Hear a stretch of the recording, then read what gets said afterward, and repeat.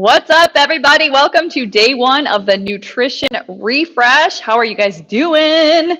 If you guys don't know me, my name is Kim Kruger. I'm a nutrition coach through Precision Nutrition. I am a personal trainer through NASM, and I own this women's gym I'm in right now called Lioness Fitness. You probably know about that part already, but welcome. So this is a 14-day mini program. You should have a workbook to go along with this. So if you don't have the workbook yet, check your email. I will post it in the comments below if you're watching this on Facebook, or just reach out to me and I'll make sure you get a copy of that. But you will need that for today's homework. So you guys, I am doing this with you. Like many of you during quarantine, I picked up some habits that I am ready to let go of. You guys, I was into the M&Ms the whole time, like big time. And I felt zero guilt, still feel zero guilt about it because you guys, they helped me big time. They served me. But now I'm ready to get back to my old habits and I'm ready to start feeling a little better physically than I was when I was hoovering M&Ms. And I want you guys to know this is totally normal to be cyclical with your nutrition habits, to be up and down like this, okay? It's just like everything else in life. Like we are not even killed with anything in life.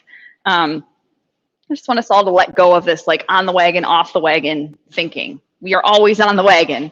It's just that sometimes we have a different focus. Sometimes we have different goals and needs. Like during early quarantine months, our goal is to not lose our mother-loving minds, right? And M&Ms can help with that, as we all discovered. But now, I hate to use this phrase. I really hate this phrase, but we need to find our way in the new normal. And a lot of us have developed some eating habits that we just want to redirect. So they serve us better long term. So it is time for us to take our quarantine habits and say, thank you. You were so helpful. I appreciate you, but you're going back on the shelf for now. So a little bit about my approach. This is the first time we're doing anything like this. So first of all, thank you for being my guinea pigs. I've been certified as a nutrition coach for a long time, but I haven't done anything like this because I am super picky about the way nutrition is handled in the fitness industry. I hate the way it's handled typically across the board, specifically in challenges like this. For one thing, we're a body positive gym. So we celebrate all bodies, period. We don't put weight loss on a pedestal. When you walk in our door, we don't assume anything about what you're trying to do with your bodies. So that approach in and of itself kind of goes against the general approach of the fitness industry. And then also, I don't believe in meal plans. I think they're bogus. I think it's impossible to customize a meal plan enough for someone that it will actually work for them. But people keep doing this because it's easy for a trainer to just throw out some kind of random meal plan to mass produce them, distribute them, put the word custom on it, make you feel like you're getting super special attention. And then if you can't follow it, well, we know that you're just going to blame yourself because you couldn't follow it. Bullshit, right? And then I'm also not really into calorie counting, macro counting. I think you can get a lot of good information doing that, and I think it can be really helpful at certain times in your life, but for most of us, it's not realistic. And personally, I'm just rebellious against rules of any kind, so I've never had a lot of luck with it myself. And I just know that there's a better way. There's a better, more long-term, realistic way, and that's what I want to talk about here in the next 2 weeks. So here's how this is going to go down. You are stuck with me for the next 14 days, really 10 days. We don't count weekends, so 10 days. This first week is planning week. Okay, so we are going to look at what you're doing now. We're going to find areas for improvement. We're going to dig into why you're doing things the way you're doing them now. And then we're going to build a plan around what we want to do. So you're not going to change anything about your eating habits this week. All you're doing is building awareness and building a plan. And then next week is when we start doing the work. So we're going to execute the plan that we built this week.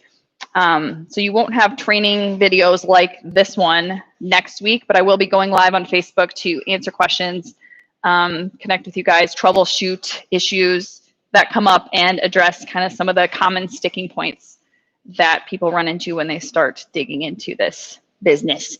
I'm not going to give you a bunch of food rules. You probably already guessed that. I'm not going to tell you what to eat at all. I'm not going to tell you how many carbs you need. I'm not going to tell you how much sugar is too much sugar or not enough sugar or whatever, because I want you to get back to the basics, and I want you to relearn how to trust your intuition, because I know you know what you want to be eating. Most of us have a pretty good sense of what the basics are. We just forget them because we read so many things and we hear so much conflicting information, and it all starts jumbling around in our heads, and we kind of lose our focus. So going back to the basics, eat mostly real food. You know that one, right? If it comes from the ground or has a mother, that's real food. Eat a lot of that stuff. Eat less of the other stuff. Eat when you're hungry. Stop when you're satisfied. When you get too far beyond those basics, now I know nutrition is a lot more nuanced than that. There is a lot more to it that we can get into. But when you get far beyond those basics, it's so easy to get confused. And confusion is just the best way for you to stay stuck and to justify your stuckness, right? Like, I'm confused. I don't know what to do. I'm stuck. And I don't want that for you. So don't get caught up in the details. Don't ask me what is the very bestest protein source in the land. Should I be eating bread? How much fat is too much fat? Like, we don't want to dig into the details, right? We want to stay with the basics. So yeah, what do you want to be eating? That's day one here. What serves your body best? And don't worry, I do have some rough guidelines. So rule followers, rejoice. I know that some people really want rules. So I'm calling them guidelines. So 3 guidelines. Here's what we're going to do starting next week. So I'm going to bring them up now, and then you'll probably forget them before next week. So I will revisit this before we go into week 2. But number 1, every day you're going to create a 24-hour meal plan. So you are just going to sit down and write out what you're going to eat tomorrow. I don't want you to get super specific with it. It doesn't need to say 1.5 cups of oatmeal and 12 strawberries and 3 grams of olive oil. Like, not that detailed. I just want it to be like, for breakfast, I'm going to eat some eggs. I'm going to have some watermelon. For a snack, for lunch, I'm going to have a salad. I'm going to put these things in it. This is like a rough idea of what you're going to have tomorrow.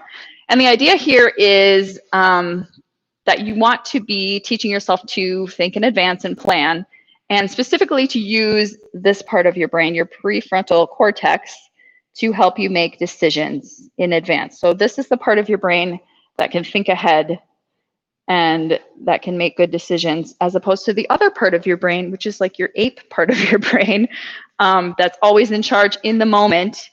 And this is the part of your brain that's saying, I'm stressed out, me want cookies. So you want to work on using this part of your brain to set up a plan in advance, so that when you get to the stressful moments of your day, you don't have to resort to your ape brain. You can resort to the plan that you've made in advance. So your goal is not to write out this perfect little meal plan and then follow it to the T the next day. It's actually the reverse. Your goal is to accurately predict what you're going to eat the next day. So you want to be right. So if you're eating a pint of ice cream every night, you better put a pint of ice cream on your plan, right? So here's why we're doing that. There's a shift that happens when you fully allow yourself to eat something rather than sneaking around with it, resisting it, or shaming yourself for it. So maybe the first day when you have a pint of ice cream on your plan, you'll go crazy and you'll say, this is the best thing ever. But you'll see how over time, the permission to eat it kind of changes how you feel about it. It kind of takes the power of the food away a little bit. So that is our goal there. The other thing the 24-hour plan does is build awareness. You have to write everything down and look at it. And you're writing it in advance rather than while you're eating it or after you've eaten it, because we don't want you to feel shame, okay? So we don't want you to be like, oh, I ate that big handful of chocolate chips or M&Ms. This is me. Now I have to write it on my list. This sucks. You want to be thinking in advance, well, I'm probably going to need a handful of M&Ms at one point in my day, so I'm going to write that in here. And now I have permission to eat it. Okay, so see how that feels different to you. when we get there. We're not going to be doing this until next week. But it also teaches you to think ahead and be realistic. So what does your day look like tomorrow? How much time are you going to have to prepare food? Are you going to want to eat this thing when you get there? So it just kind of forces you to think a little more realistically. Okay, so that's guideline number 1. I promised you 3. The second one is eating when you're hungry until you're satisfied, but not full. So I have a simple hunger scale I like to use. It goes from -10 to +10. -10 is like you're gnawing off your fingers. You're starving. You will eat literally anything. +10 is when you've had 3 Thanksgiving dinners in a row and your focus is on trying to breathe around all the food and you're laying flat on a couch. It doesn't feel good. So neither of these feel good. Neither of these are where you want to be. Where you want to be is in the middle, and not just smack dab in the middle. So 0 is neutral, right? 0 means you're comfortable, you're not hungry, you're not full. You could eat, but you could also, you're fine not eating. But there's a little range around that where we want to be, right? So -2 to +2 is your goal range. So you wait until you get to -2, and so you feel like a little physical sense of hunger, and then you eat your way up to +2 and stop there. So at +2, you're not going to be stuffed. You're going to think, I could eat more. But the food tasted so good those first 20 bites, and it's not going to taste as good for these last 10. So do I really want them? I could take it or leave it, right? Yeah, so that is the hunger scale. We're going to practice with that next week as well. That's thing number 2. Guideline number 3 is so easy. This will take me 5 seconds to explain. Protein in every meal. That's it. So meat, dairy, eggs, or vegan sources like rice and beans. Make sure you know what complete protein sources are if you're going for vegan sources. So it has to be protein, rice and beans. It can't just be rice. It can't just be beans. You need both of them to make a complete protein. So yeah, protein in every meal. That's number 3. That's it. Okay, so we will talk about those 3 things again as we get into next week. But for those of you who are wondering what the rules are, those are the only rules. But for today, all you need to be thinking about is your homework, which is that assessment. So there's just a bunch of statements. You rank how you feel about them on a scale of 1 to 10.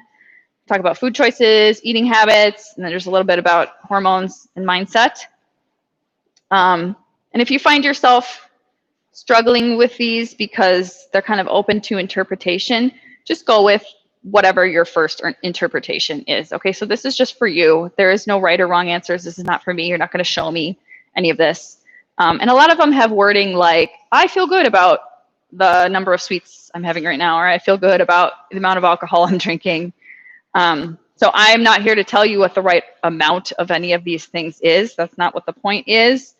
None of these things are a problem until you decide that they're a problem. So naturally, as you're going through this assessment, the things that you want to work on are going to rise to the top. Okay. And just remember, guys, I'm sure you know this, but no one is going to be a perfect 10 for all these things all the time. Like I just filled it out yesterday and not a lot of 10s going on. We all love this idea of perfection, or like we should be striving for perfection, but it's not real, right? It is an illusion. It does not exist. And the most successful people are the people that accept that and make their peace with it. So we are not looking for A+ perfect work here, either in the next 2 weeks or in the weeks to follow that. We are looking for B+ work, solid B+ work, because B+ work gets done and it is manageable long-term, okay? Oh, and another thing, while you're doing this assessment, and while you're going through this whole program, really, we want to be practicing curiosity rather than shaming ourselves, right? So we're detectives, we're not cops. So when you see something that you want to change, your first reaction is not to feel bad, it is to ask questions. Why am I doing it that way now? How is that serving me? How do I feel when I'm doing it? Things like that. If you're eating 27 cookies before bed every night, that's probably serving you. So why is that serving you? maybe you can get to the bottom of that pattern, introduce a pattern interrupt, and see if you feel satisfied on 17 cookies. And then maybe you can do the same thing to come to 12 cookies, and so on, right? So we're not trying to go from all to nothing, you know. We are trying to get to the bottom of our patterns, put an interrupt in them, and rework them. So the goal with this assessment is just to get you thinking about your current habits, help you identify patterns, bring some awareness to what's going on, where you are. And then tomorrow, you are going to go back and pick your top 3 opportunities for improvement. So just the things you want to work on first, kind of just looking at where the numbers fall and what patterns jump out to you. Yeah, so let me know what questions you have as you're going through this assessment, and I will be back tomorrow to talk about your top 3. All right, thanks for your attention, guys. I hope you have a great rest of your day, and I'll see you tomorrow. Bye.